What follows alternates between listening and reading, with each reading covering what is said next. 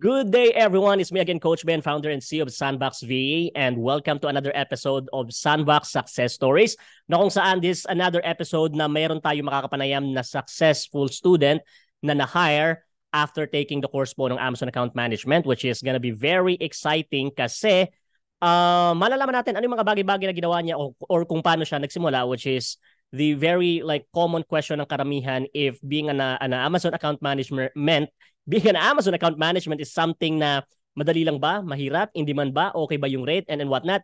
So pretty much the same thing nung nakaraang mga interview natin, which is tatanungin natin si Miss Sunshine in a moment ng 10 tanong na kung saan malalaman natin kung ano yung mga bagay-bagay na ginawa niya. So wag na natin patagalin, and I'm so excited to meet Miss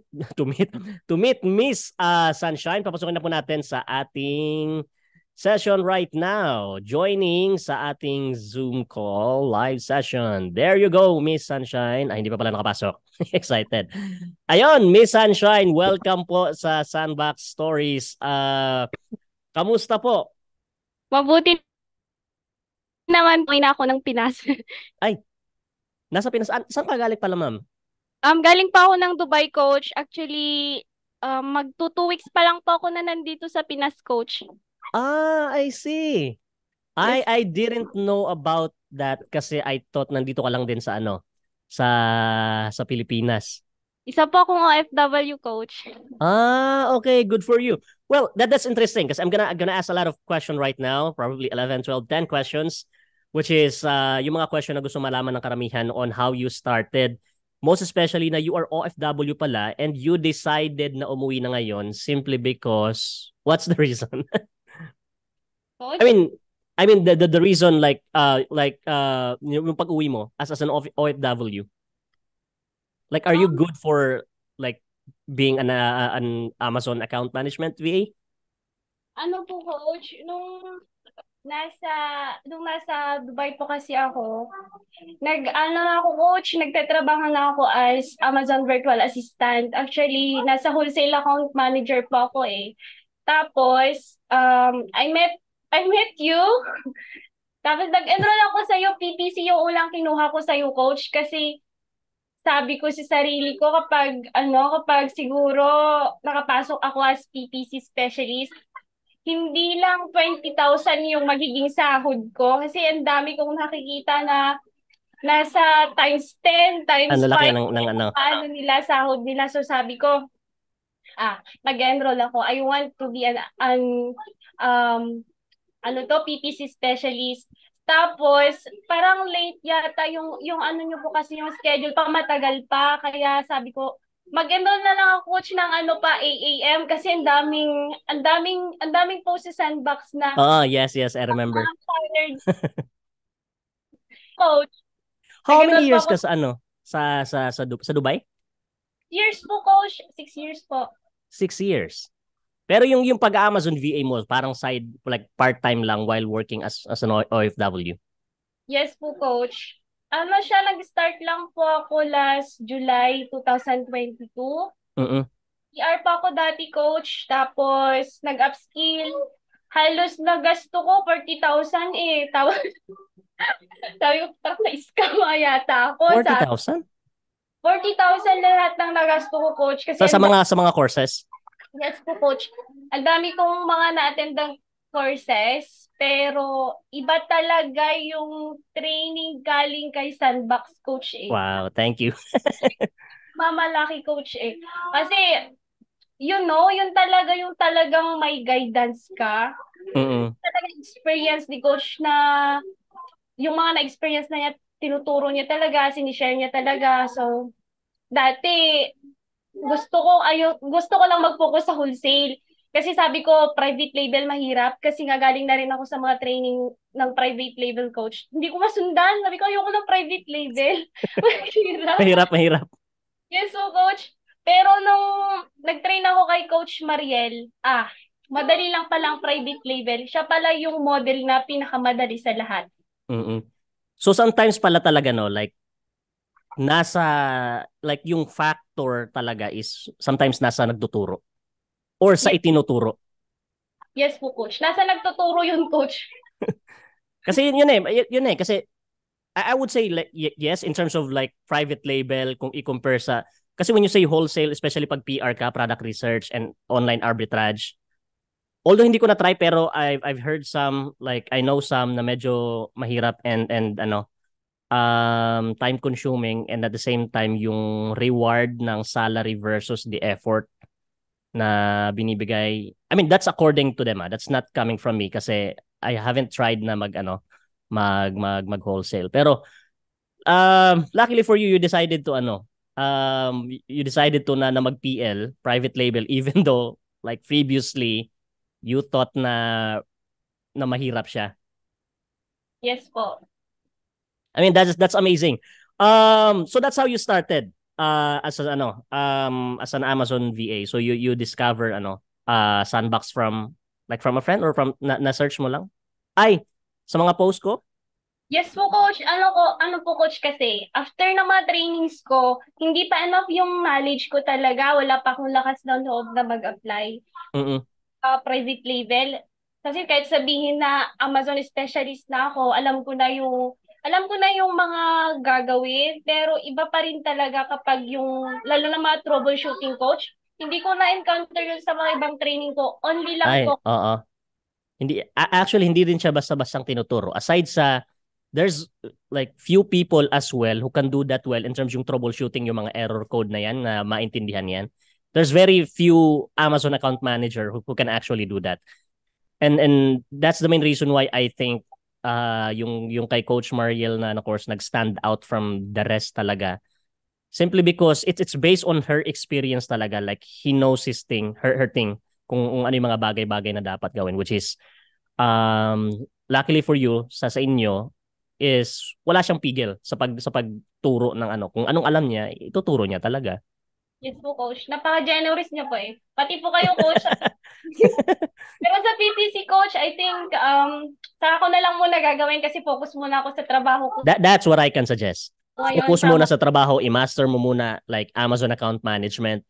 And pag tingin mo like gusto mo ring i-master ang PPC, if tingin mo that can help you na for upscale para madagdagan yung value mo, madagdagan yung rate mo. Kasi the more value you give to client, the more rate that you can ask as well. And PPC and account management is actually a good combination.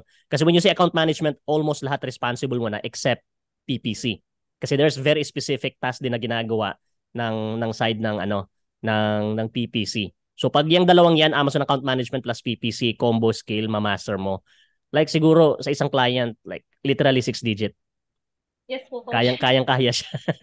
Yeah, siguro. I mean, maniwala man sila or hindi na kaya maging 6 digit account management or PPC or both na skill. But it's true. I've been Amazon account management since 2000. I've been an Amazon VA PPC for since 2018. Like isang client, dalawang client, kaya mag 6 digits sa ganitong klase ng skill. Right? Yes po. So, ayun. Kahit sa IAM lang, coach, lalo na kapag naka-direct client ka talaga, kaya nung 6 digit. Oo, kayang-kaya, especially if yung skills na ma-offer mo sa client mo is like maramihan talaga, like the value na mabibigay mo sa kanila, yung mga tinuro ni Coach Mariel, it's not impossible to get the 6 digit. Kasi merong mga account management na account manager sila pero kulang sa knowledge. Yes, like they call themselves an account manager pero kulang sa knowledge. Pero yung tunay na account manager talaga na yung literal na A to Z na almost lahat ng area ng Amazon is alam mo, kaya mong i-offer na service sa kliyente mo. Pag makatiming ka ng kliyente dyan na okay yung company, stable, and then hindi gahaman pagdating sa like yung rate or something, isang client lang pwede mag 6 digit. Kayang-kaya mong i-negotiate yan sa value na in-offer mo sa kanila. Right? So maraming pwedeng i-cover like yung pag-fix ng mga listing, raise ng mga tickets, inventory, optimization, and ano-ano pang mga problema yan. Flat files, and etc. Pag sa health ng account, inventory health, monitoring, lahat. Halos lahat. Siguro customer support kasama pa ba? Parang hindi na, no? Kasama yata, coach. Depende kasi kung saan ka ma-assign eh. Kasi ma-assign, no? Yes po, coach. So parang ano nga lang talaga, parang PPC nga lang talaga yung wala. Kaya that's the main reason why na malaki yung rate ng account management sa dami ng like scope mo na pwede mong mapasukan or yung value na pwede mong mabigay sa sa kliyente mo. Yes po. Kaya maraming na-hire. Pero the next question that I have is that what do you think about like being an Amazon account manager as far as your experience? Ano po, coach, ang masasabi ko, being an Amazon account manager, it's very challenging talaga, pero napakalaking opportunity. And I'm so blessed kasi, yung kinikita ko sa abroad, being a domestic helper coach, it's more, Doble-doble. my 'Di ba? salary is more than that. 'Di ba tapos nandito ka lang sa Pilipinas, nasa bahay ka na. Yes po, coach. Now, the good thing about this is that siguro kung i-compare mo siya like being an like OFW versus being a virtual assistant, I think you're the only one who can answer this kasi ikaw yung may experience. Like in terms of the pressure, like being an OFW as an Amazon account manager, what's the difference?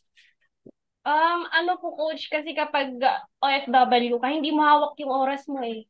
Kahit sabihin na nila nasa contract mo yung 8 hours a day na magtratrabaho ka, hindi. Yung mga mo nang nasa 18 hours, 16 hours a Ay, day. ganun ba?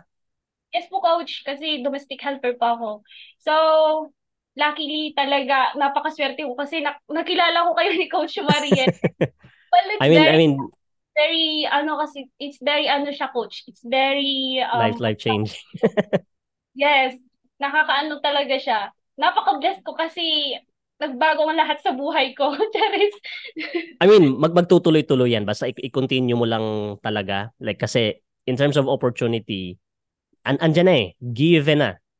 Ikaw na lang talaga. Lagi ko sinasabi, ikaw na lang talaga ang gagalaw. Paano mo gagalawin yung opportunity? Paano mo siya aatakihin? Which is, I think, in my opinion, that's a good decision that you made right now. Which, ilang weeks ka na? Months? Magto 2 weeks pa lang ako Magto nandito. 2 weeks. Pero you can see the difference already, right? Yes po, Even if coach. like 2 weeks lang. Yes po. Tsaka kasi dati, kahit sabihin na VA na ako dati nung nasa Dubai ako, coach, Mm. 3 oras lang yata yung tulog ko noon everyday. Ay, Tapos maliit yung sahod. Pero kinakaya mo? kaya naman, coach. Kaya lang may mga effect talaga kung hindi mo pag-iingatan yung health Yung mo health mo, talaga. no? Yes po, Hindi, coach. kasi normal dapat, average 6 to 8 hours talaga dapat. Eh, yung 3 hours, paano na yun? Kasi ang dami ko kasi coach, responsibility. Yun ang mahirap. Kaya ang laking tulong ng no, like yung mga ganitong klase na ganitong klase ng mga training, especially for OFW na if you are capable, like if you are a computer literate naman, and then kaya mo naman siyang aralin. This is what I'm always saying, like this is really a good option for OFWs na kung kaya mo naman bigyan ng panahon, then I would suggest for you to give time for this. Especially para sa mga DH kasi malaki talaga yung malaki yung diferensya in terms of salary, in terms of the work hours, yung effort na binibigay mo, in terms of the pressure and whatnot. Kaso nga lang kasi ang ganitong klaseng skill hindi pa siya ganun talaga sa mga OFWs natin. Kumbaga hindi pa siya ganun ka, I would say, parang popular option kumbaga. And that's the main reason why na still a lot of people right now, they see OFW as the only options kumbaga in terms of making money, in terms of like dollars. We can admit that. We admit that na dito sa Pilipinas medyo mahirap talaga if especially nung nagka-pandemic, ang daming na-laid out and nawalan ng trabaho, and then sa paghahanap ng trabaho dito sa Pilipinas medyo mahirap din if hindi maganda-ganda yung background mo, Yes right? po. Yes Sobrang po. daming bakanting mga graduates actually na mga masteral pa yung iba na merong mga tawag nito. Like literally graduate talaga, mga 4 years course graduate pero hindi nagamit kasi nga I mean this is only my opinion sa Pilipinas meron kasing parang imbalance of like between the graduates and the opportunity outside, right? Yes po. Sobrang daming graduate pero yung opportunity na like yung mga hiring and etc. mga company is very few. Majority of them maghahanap pa with Coach, experience. yes. with experience po, coach, hindi ka i-hire kung wala kang experience. Mm-mm. Ano na lang, kung may backup, Kung may backup, plus 'di ba? point Yun na lang yung backup book. plus point, yun yung labanan Yes dito. po. And that's actually that's actually a problem I would say dito sa sa Pilipinas. Paano magkaka-experience kung hahanapin palagi is yung may experience.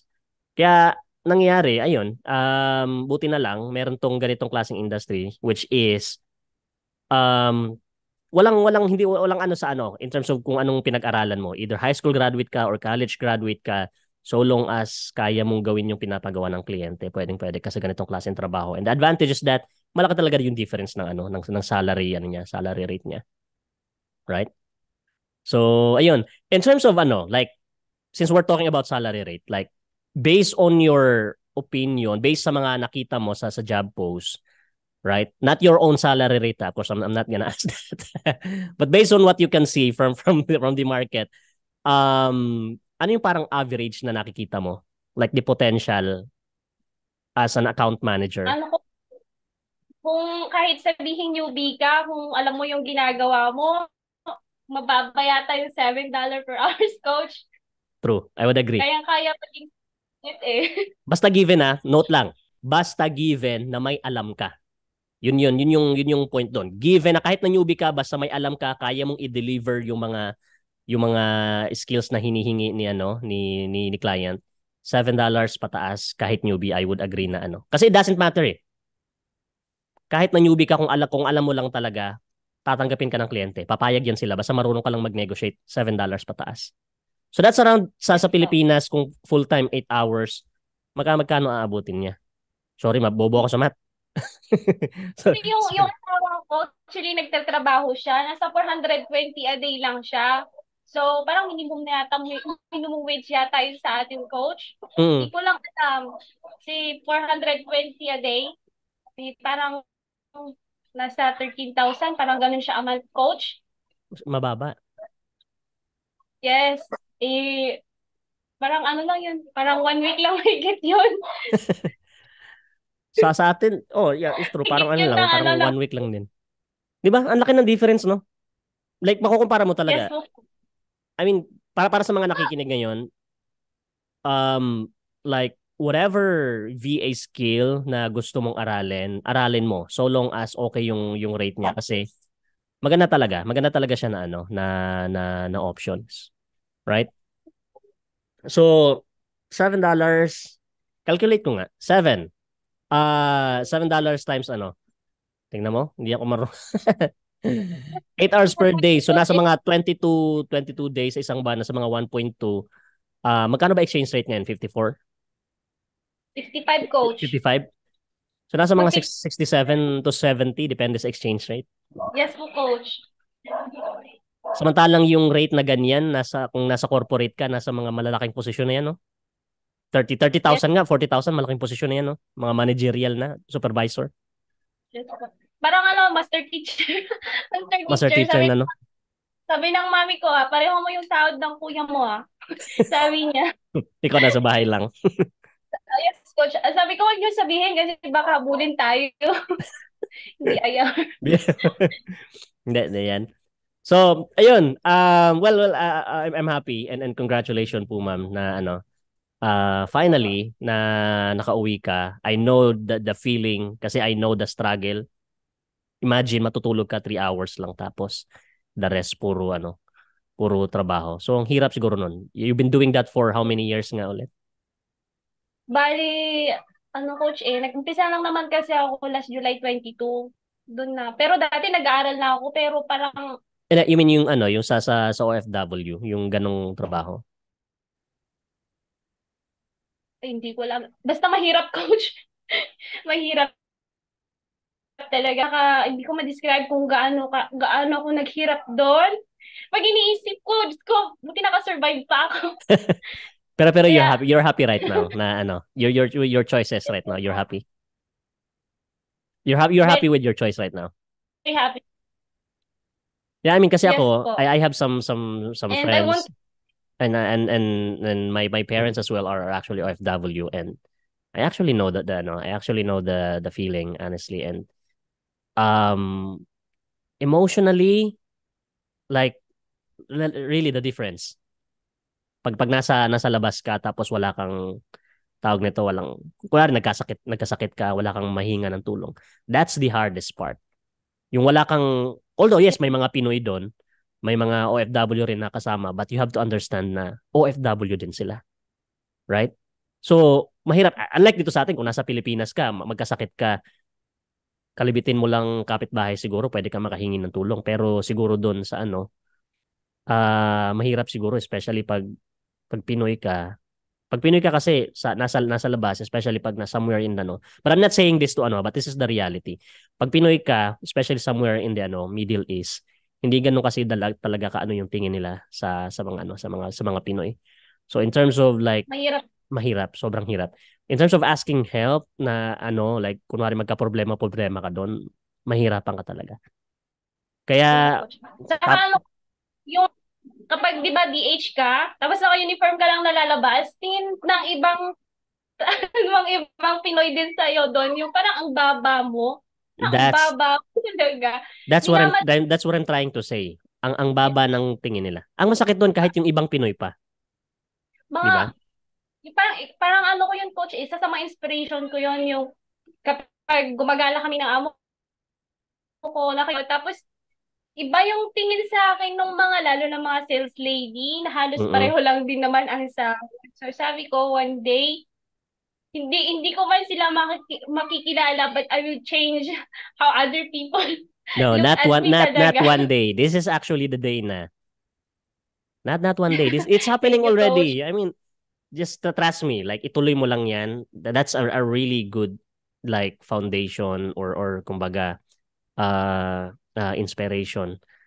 Kasi diyan ka hugot like gagawin mo na magsasucess ka dito sa industry na to. No matter what happen. Kasi alam mo na merong opportunity. Alam mo na there's a really good future being a virtual assistant. And this is very special kasi sa lahat ng mga honestly na interview ko, this is the very special one kasi I can pretty much relate to you kasi I am a family of OFW as well. And being a virtual assistant is something na honestly hindi pumasok sa isip ko back when I was in college.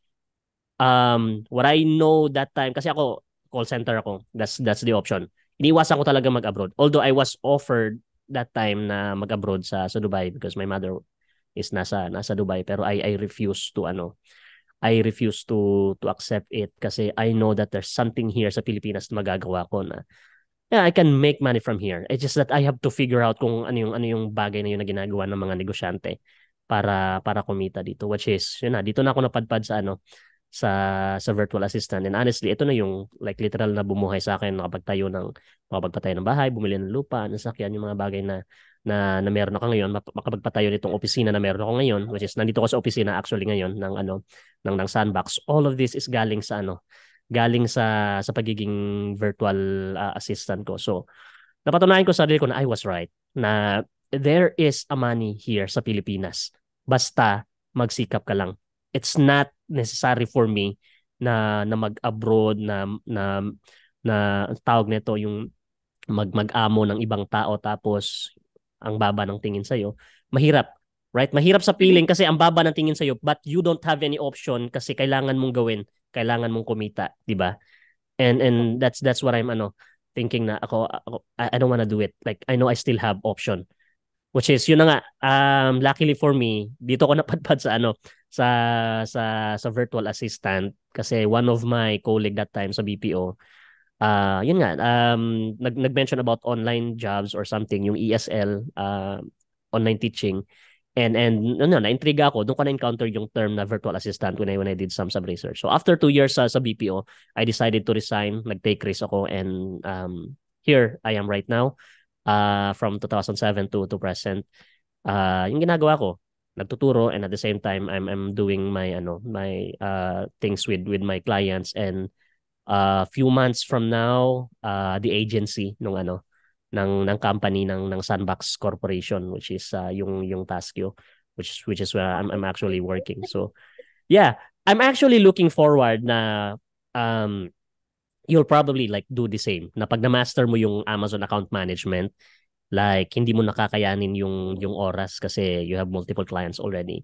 I'm actually looking forward na probably you will have your own like mini agency sa simula. Like you will hire your cousin, your probably your brother and whatnot, and being able to help with the others as well, yung mga malalapit sa iyo na this is a good option instead of you na mag-abroad or ganito ganyan. Why not try to learn this? Kasi I have proven this na ganito na nakatulong sa akin. So, ayun. I mean, although that's not part of the question, but I mean, you drag me there. Na ano kasi um I'm happy lang. I'm genuinely happy na with your decision right now. So ayun. So other question that I have is move tayo sa question. Move this question. Other question that I have is that what do you think about Amazon account management? Like I know you've been searching that on the freelancing website, Upwork and onlinejob.ph, and probably some of the freelancing groups as well. Do you think it's saturated or there's still a lot of opportunity from this type of skill? Saturated, coach, kasi kahit dito sa Pilipinas, they don't believe that I'm working like Amazon specialist. Sabi nila, ano ba yun? Parang ang tingin nila, coach, is para siyang networking. Okay. Sino nagtatanong? Yung mga friends mo? Mga kapitbahay namin, coach. Kapitbahay mo? Kahit virtual assistant, it's not really familiar, it's not really popular po talaga. Parang mangilan-ilan lang talaga tayong may alam about this. And this opportunity po talaga, I want to share lalo na sa mga OFW po, coach. Lalo na sa mga DH talaga na kahit galing ka sa hospital, kailangan mo magtrabaho, God. It's true. Ganito na lang. Marami kang kilala mga OFW? Yes po, coach. Okay, sige, ganito. If there's a way for you na maano sila, like to communicate with them, i-gather mo sila, then I'll give them a very like special attention. I'll give them like free training sa sa PPC, separate specifically for for OFWs. They don't have to pay anything about it. Sa PPC, that's what I can offer lang kasi that's my course. For account management, of course kay yung kay Coach Mariel. But ako I'm we haven't talked about Coach Mariel about that, but sa side ko kasi where we're talking right now, if there's a way for you to communicate na mag-gather sila, ma-educate sila about sa ganitong klaseng industry, and if they are interested, then I'm very much willing to give them a free training specific sa kanila na group ng mga na mga OFW. So ayun, para lang at least lang parang tulong na lang din sa kanila, and hopefully na mapauwi natin sila kung makita nila itong pagiging virtual assistant as a good option as well. Yes po, coach. Masalat mo lang pag like i-gather mo sila siguro sa GC, kausapin mo sila, then ako na bahala mag-guide sa kanilang mag-guide sa kanilang lahat basta mag-gather mo sila sa sa GC. Yes po. So ayun, sige. The other question that I have is that which is we answer na kanina. Kung possible ba kumita ng 6-digit per month sa ganitong klaseng trabaho, which is the answer is yes. Possible na possible siya. Now, the other question that I have is although it's a little bit private, but you have an option to answer yes or no with this. How many clients that you have right now? Ginive up ko lang kasi yung sa wholesale ko, coach, kasi doon sa agency namin, bawal magkaroon ng ibang client kasi naka-time tracker kami. Okay, I mean that's a good din. That's a good option din na mo na siya para ma-focus ka sa account management, kasi pag yan na-master mo, trust me, mababagong buhay mo pag na-master mo account management. I'm not saying this that's simply because a lot of people are watching right now, but I'm saying this kasi yun yung totoo. Basta pagsikapan mo lang. That's the reality. So yun pala. So the client you have right, isa, dalawa? Account management. Isa account management. Ano ang Amazon specialist po, coach? Amazon specialist pero parang din, like Amazon account management na mga trabaho. Ganun din po, coach. Okay, I see. That's a good thing. Now, the other question that I have is probably last few questions. Based on your experience, based on what you know in terms of salary, in terms of demand, in terms of the nature of work ng pagiging isang Amazon account manager, do you think or would you suggest this to someone who are interested to learn na maging isang virtual assistant? I know there's so many virtual assistant skills out there: graphic design, social media management, real estate, email marketing, and whatnot. But what about like Amazon account management? What do you think about it? Do you think is it something that you can suggest? Yes po, Coach. Actually, I've been in that niche na sinabi mo po, Coach eh. Ay, Nag talaga? Coach, nag-lead gen ako, nag-SMM, ano ako sa YouTube, yung parang YouTube transcriber. Ah, Nag-ano ako okay. doon. Tapos, ano pa yung pinasukan yung isa? Yung mga copywriter, ganyan, ganyan, Coach. Mm-mm. Pero, simula nung napasok ko talaga yung Amazon niche, doon talaga parang nag-boom yung ano ko, yung yung career ko. Doon talaga ako nakapag nasabi ko sa sarili ko na Amazon niche is hindi siya madali, hindi siya mahirap gawin. Even though may mga updates, madali lang siyang i-catch up, coach. So I Mm. suggest that Amazon account management is talagang dito ka talaga mag-grow. Yeah, especially Dito ka mag-raming true. I would agree, especially if the like the community, the support is very active. There's yes, really a growth talaga like behind Coach Mariel. yes So po. sa likod ni Coach Mariel, si Coach Mariel na bahala sa lahat sa inyo mag-alaga. Kaya madali lang siguro ako nakapasok din sa MAG Mm. kasi ang dami nilang nakasuporta sa akin, coach. Si Coach Tulak tulak Mariel, tulak na yung tulak talaga. yes, coach. Si Carl. Special mention kay Carl, coach. Ay nga pala. Si Carl kakausapin din natin by next Saturday siguro pag bakante siya Saturday. So kausapin natin si Carl. Ayun, Na-interview din natin takot na siya. takot ako mag-apply, coach. Takot ako mag-apply sa account management talaga.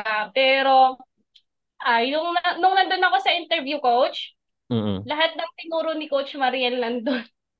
Yes. I mean, like literally given na talaga. At ito nga lagi ko sinasabi sa mga post ko, sa mga interview ko na if you really wanna learn how to become an Amazon account manager, like wag mo nang sayangin yung opportunity na nandyan si Coach Mariel kasi ibibigay niya talaga lahat yung mga kailangan mo na matutunan na maging isang account manager. And that's the main reason why na ang daming na-hire, and that's also the main reason why kung bakit halos wala na ring maniwala kung totoo ba yung mga na-hire or hindi sa dami nila.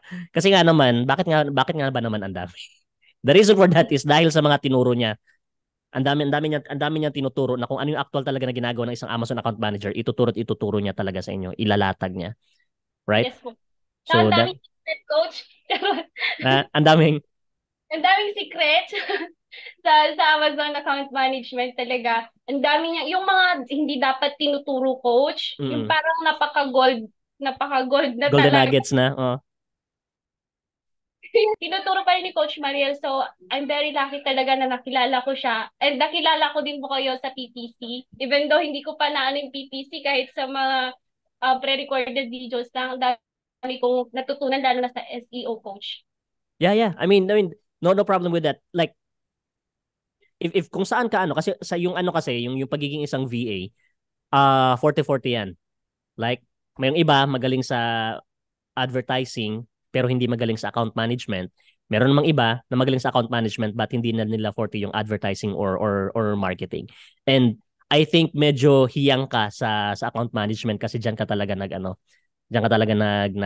nag-succeed ngayon, which is I would suggest for you na tuloy-tuloy mo na i-master talaga yan kasi trust me, ang return profit na ibabalik niyan like maybe 2 years, 3 years from now, basta consistent lang yung pag-aaral mo. Natiis mo nga matulog ng 3 oras lang yan pa na, di ba? Ang ibabalik niyan sa iyo, grabe doble-doble. So, ayun. Aside from that, probably last question that I have is that um, based on your experience or in your own opinion, between free course and paid course, what's the difference and what can you suggest? Like the pros and cons, kumbaga. Because I know free course, yung mga free contents about account management, YouTube, sa mga website and mga blogs, you can actually see it there. It's available. But based on your opinion, what's the difference? Since ikaw ang may experience sa paid course when you apply, when you enroll kay Coach Mariel. I will suggest na sa mga aspiring DA ngayon, dapat mag-ano na lang sila, coach. Pag paid course na lang sila. Kahit na kasi sabihin mo sa YouTube, free sila, free yun.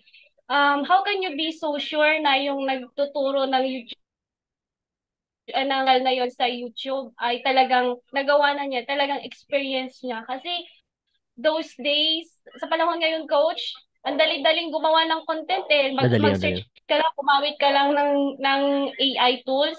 Pwede ka nang gumawa ng content, pero kapag sa paid tools talaga, on time talaga, coach.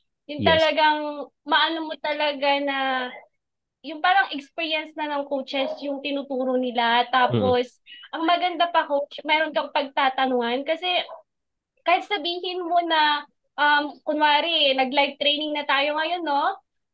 Even though marami ng experience si coach, may mga tanong ka pa rin na may iwan. So there's someone na mag-guide sa iyo po. Tapos may mga friends ka pa sa community. Tapos ang maganda, coach, sa community sandbox, yung hindi kami naghihilaan pababa, naghihilaan kami pataas. Pataas. Yun yung maganda. Actually, that's the very benefit of yung paid course na may active community talaga kasi like although sa ngayon kunwari wala ka pang kliyente, like there's someone na magtutulak talaga sa you to push you na maghanap ng kliyente. And that's a good thing, especially if everyone is sharing their success na ganito, na-hire na, ganito, ganyan, tapos ikaw wala pa. So, syempre, para mapipressure ka sa sarili, para ako na lang ata hindi na-hire. So, maghanap ka, mag-effort ka na aralin talaga. Naka-insecure minsan, coach eh. Kaya, sige, kami naman na hindi pa na-hire. Yung iba nga, yung iba maramihan pero secret lang. Yes, coach. Nag-mini agency na. Bye.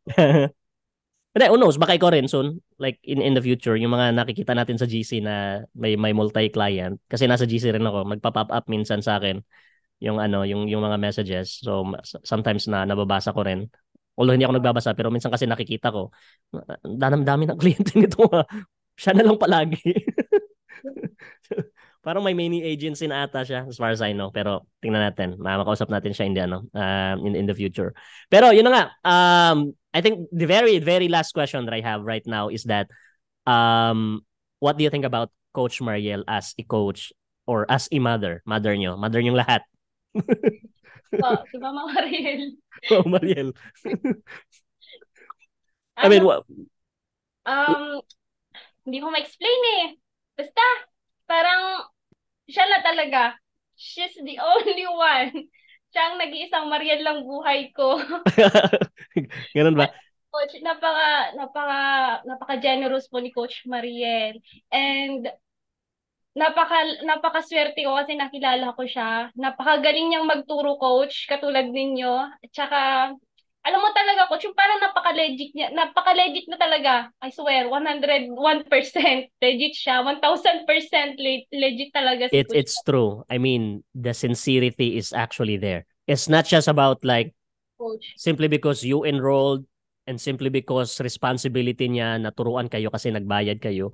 But it is like, because na the sincerity na magturo talaga na i-guide kayo na mag-success kayo is actually there. Kumbaga parang wala na yung wala na yung binayad eh. Kumbaga para sa kanya, like, i-guide lang talaga kayo na dapat mag-success kayo dito para hindi masayang yung panahon nyo. Ganito, ganyan. Parang naging nanay nyo ng... Kaya nga, coach. Tsaka piruin mo, coach, kahit yung mga nasa pinakaunang batch, coach, nakakasabayan pa rin namin sila, yung ibang coaches yan kapag hinahayaan na nila. Hayaan na. Kasi nasa isang lang kayo, na isang GC kayo, in-add kayo sa in-add kayo sa lahat ng GC and sa Discord. Kaya lahat nagtutulungan, walang Yes po, coach. Kaso lang parang may limit yung sa Messenger ata, parang 200 lang ata, di ba? Siguro, coach.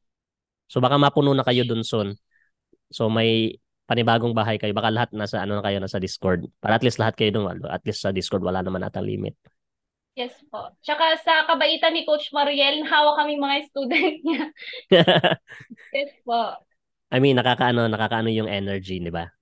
Ano tawag nito sa Tagalog? Sorry, Bisaya kasi ako, ano. Ano kasi ako sa Mindanao. Ano tawag nito? Nakakahawa. Oh, parang basta ganun, merong other term na nakakahawa yung ano niya, yung energy. Pero yun na nga, we're of course I'm as a founder and then CEO of the Sandbox. I'm very thankful na hindi ako mali sa pagpili kay Coach Mariel back when I was, talking to her na if interested siya mag-coaching kasi I know that there's really something about her na that can really help the student, which is I was right. And even if like ano man ang isipin ng iba, at least inside the community ng Sandbox, tayo yung nakakaalam kung ano yung kumaga totoo behind. Kasi recently, medyo nagka-issue ng konti sa community dahil sa mga posting ko na bakit ang daming na-hire. Tapos may mga nagko-comment na scam daw, ganito, ganyan. Gawa-gawa lang daw yung screenshot and whatnot. Masabi ko lang, bahala na. Mas importante kayo, ma-hire kayo. Yun ang importante na happy kayo doon sa loob ng community. Kaya Basta nga, coach. magpo-post ako nung magpo-post. Ang dami kasing inggitera. Tsaka napansin ko, coach, parang ang dami din yatang gumagaya sa inyo. Pero siguro Napansin din namin. Actually, we've been talking about that like 2 days ago with Coach Mariel. Pero, you know what? Ang sinabi ko lang kay Coach Mariel, ang gumagaya man nilang yung content, ang hindi nila magagaya is ikaw. So, yun yung sinabi ko sa kanya. So, which is, yun, tuloy pa rin namin. And we're happy na up until now, continuous yung mga natutulungan ng yung mga student. Yes po, coach. And kami naman po mga student nyo, coach. Don't worry po. Ano po, i-spread namin yung news. Thank you po, ma'am. Talaga. No problem. I mean, we're thankful as well kasi sa amin sa Sandbox, thankful kami na you guys are sharing this kasi, I mean, I'm gonna be perfectly honest. Sandbox VA is a business kasi hindi naman siya free course, right? It's a business but at the same time, we're sincere kung ano yung mga dapat naming ituro. Hindi namin pwedeng like parang hold upin na lang namin kayo sa mga pinag-enrollan nyo. So, yun pa rin naman, but we're very happy. Malaki pong maitutulong yan po man sa Sandbox na mas marami pang makakilala if you will tawag nito help us na ano man tawag dyan na ma-recommend, ma-post or something, whatever you think guys you'd like to do with Sandbox, go ahead and do it in any way na makatulong siya or sa mga kakilala nyo na you think need some help, especially yung sinabi mo kanina ng mga OFWs na medyo pagod na rin sa pagiging OFW and wanted to escape from that space. Then I think being a virtual assistant is a really good option. So, ayun. But other than that is, siguro invite ko na lang muna sila. Para sa mga nakikinig po ngayon, if you guys wanted to learn how to become an Amazon account manager virtual assistant, well then all you have to do is just to visit our official website, sandboxva.com, and just look for the account management course under Coach Mariel. And from there, you are you have the option to enroll and be part of the the growing community ng Sandbox VA, which is we're very happy that it is continuously growing right now. So yun, aside from that, once again, this is Coach Ben, founder and CEO of Sandbox VA, and thank you very much po, ma'am Sunshine, for giving me time na makausap po kayo ngayon. And this very special interview kasi yun na nga, gaya ng sabi ko kanina, you have a little touch emotionally when you say na with your experience, and then I know that. Ayun, maraming salamat po, ma'am Sunshine, and I think this is pretty much it for now. Siguro I'll see you next time with our pag nagka-agency ka na ng sarili mo, pag naging tawag nito 6-digit na. So we'll probably talk next time. That's the goal, 6-digit. O baka 6-digit ka na ngayon. Hindi pa. Pero papunta pa lang. Inshallah. Baka magtaka na ni mama yung mga parents mo, kapatid mo, bakit ganyan kalaking sweldo mo? Ano ba ginagawa mo? Naglalaro, coach. Networking ka. Power. Sige, ayun. Once again, thank you po, ma'am Sunshine, and have a good day po, everyone. Bye-bye. Thank you. Bye-bye, ma'am. Thank you. My coach.